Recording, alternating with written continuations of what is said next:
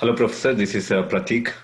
Today, I am going to talk about our week topic regarding web browser forensic. And as I mentioned in my this week assignment, I have chosen one of these tool provided by a company called Foxton Forensics.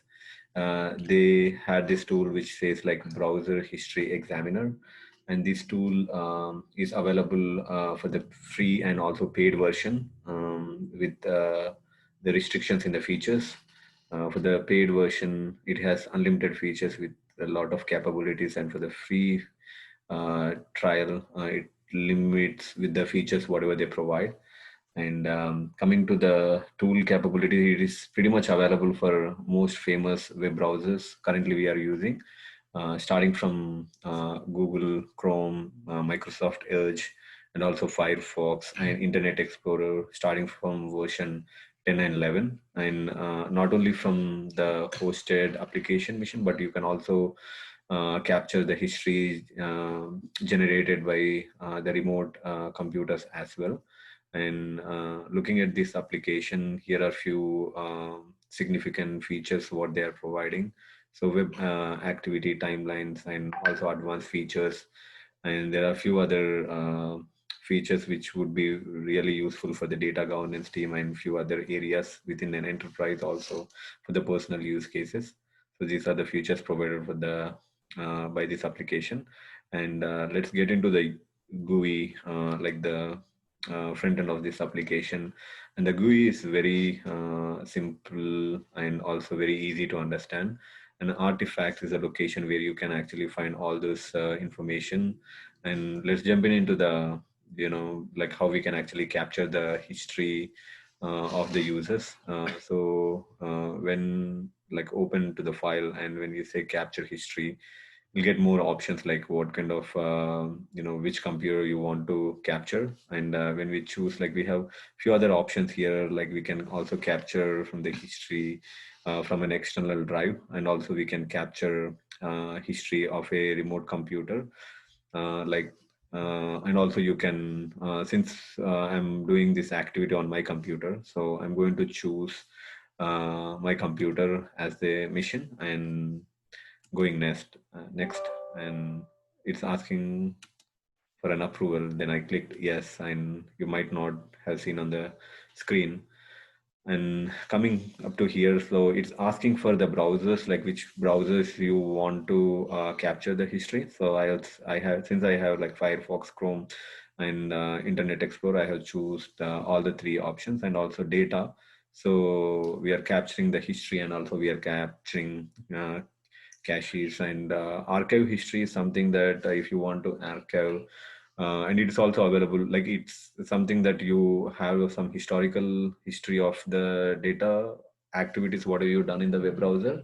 And but also it is available only for the paid version of this application. So since we don't have that feature, I'm skipping that, and I'm choosing the destination. So I created a folder on my desktop, and I named it as a browser history.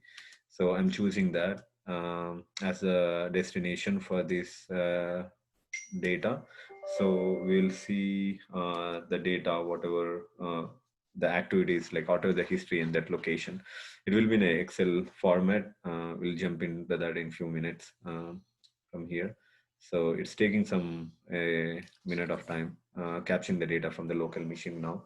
And it's actually browsing all the data from my history and storing that into the file whatever I have navigated towards. So it might take a few more seconds. Yep. So it's still running.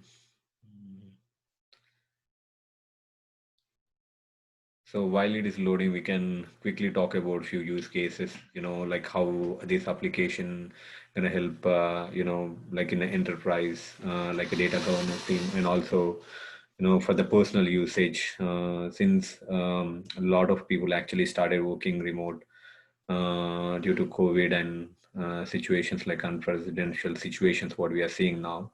It's very useful for the household people, like parents who wants to monitor their kids, like what kind of activities they are doing, making sure like they are viewing the right websites and like able to connect to the assignments and all that monitoring. They can actually do a lot of filtrations in that.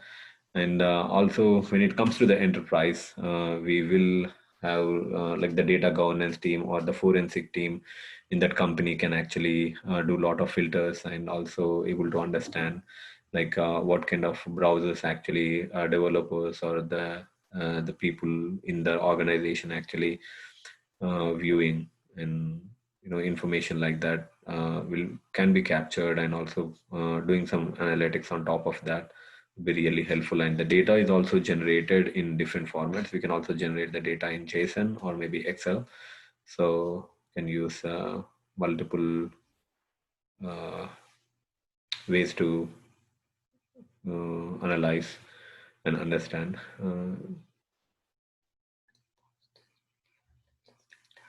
Yep. Let me pause this video and I'll capture. I'll look like why it is taking too much time, and I'll add the video.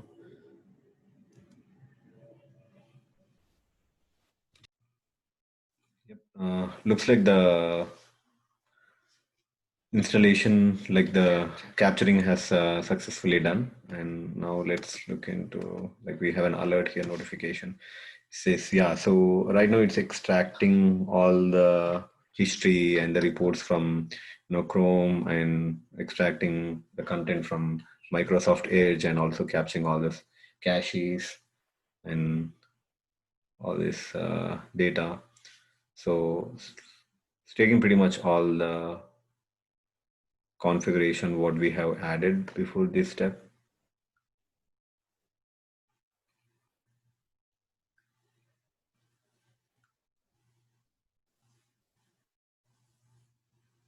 It's gonna, looks like it's gonna take for a few seconds here.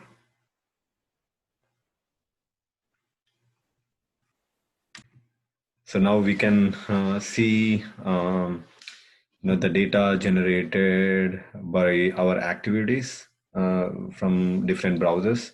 So most recently I have used just Chrome, Google Chrome.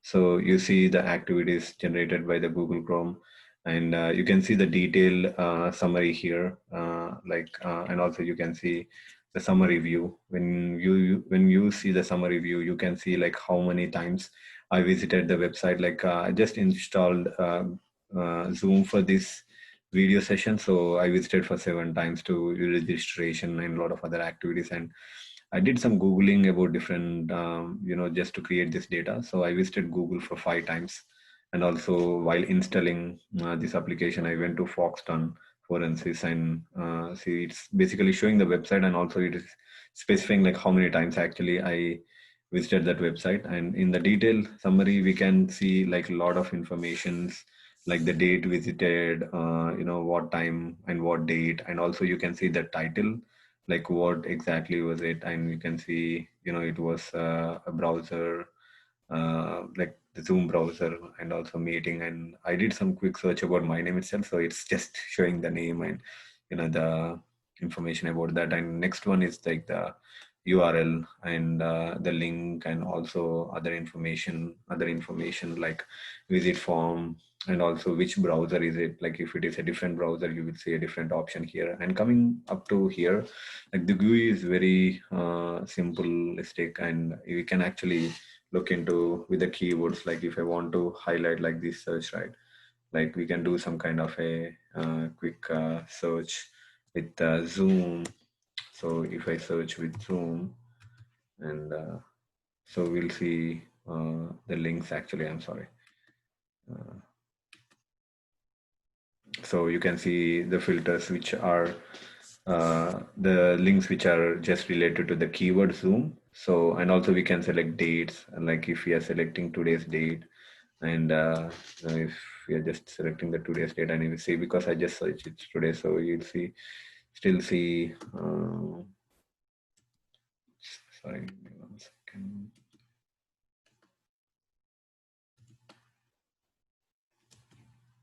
Yeah, so these are the dates which I mentioned. Also, you can filter out with the time. So if you're choosing the time like 12 a.m. and if you're choosing to like close to like 6 p.m. or something, and if you're doing filter, you'll still see the same data because let me put the time. So,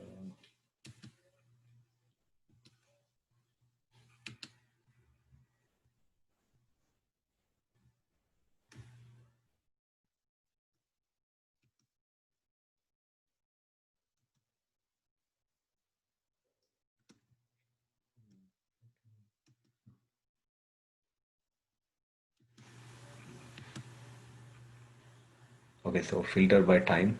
So, so yeah, it's let's okay. So let's choose 8. See, it's gonna show.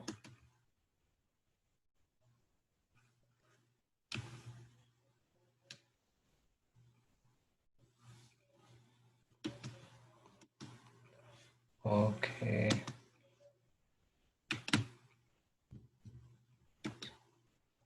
Yeah, you can filter by Chrome here, Chrome, and we can also filter by options like Firefox, and we can also do a different browsers and also types of sites. We can filter by bookmarks, links, and also typed and other features. So this is really helpful to do some clear analysis and can do like pretty much all the filters here, and we can also like export the data whatever it's generated based on the form type of the file you would like to. So you can actually do it as CSV and you can do into Excel, and we can also do it as an XML and other formats. So when we do an export here, so it will ask for an option. So I created this browser here, so this folder. So let's do it in this folder. Uh, let's put it as history.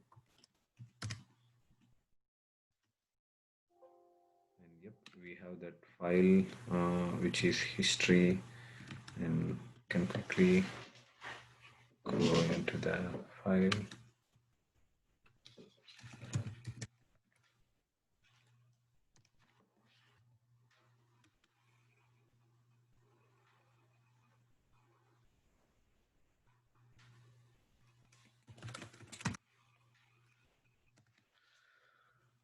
So, bro, here is a CSV file.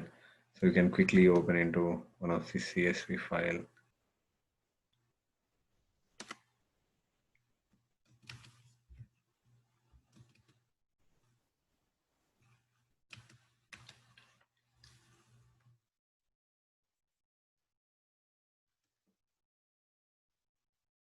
Okay, so this one doesn't really have Excel. So let me do this.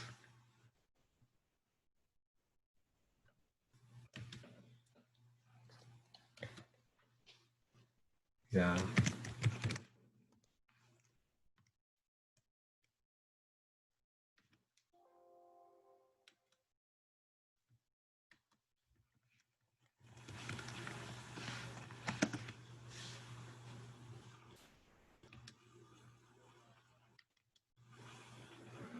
So since I don't have the Excel, I just downloaded in an XML format. So in this, you can actually see the web browser and the date, the time which I browsed, and the version of the browser which I'm using, and the time zone, and also information like that, and can see like what kind of like the title of that, and which you saw just on the UI where you see the title uh, and information like that. Yeah. So I since I don't have the Excel, so I just try to show it in the XML format. So this is it is, and you have cookies, and we can also see the cookies, and we can also see downloads. If any downloads happen with the user, and also we can see user email, like what kind of emails a user has seen, with the browsing, and also the form history and logins, like what applications actually a person, a user in this application has logged in, and also searches. Like this is really, if you see here, you see a word cloud, which actually formed by all the searches, which I recently made. So it actually doing some sentiment and analysis on, creating this word cloud, and this is really impressive, and also the session tabs. So this is a very useful tool for, based on the use cases. And yep, thank you, Professor.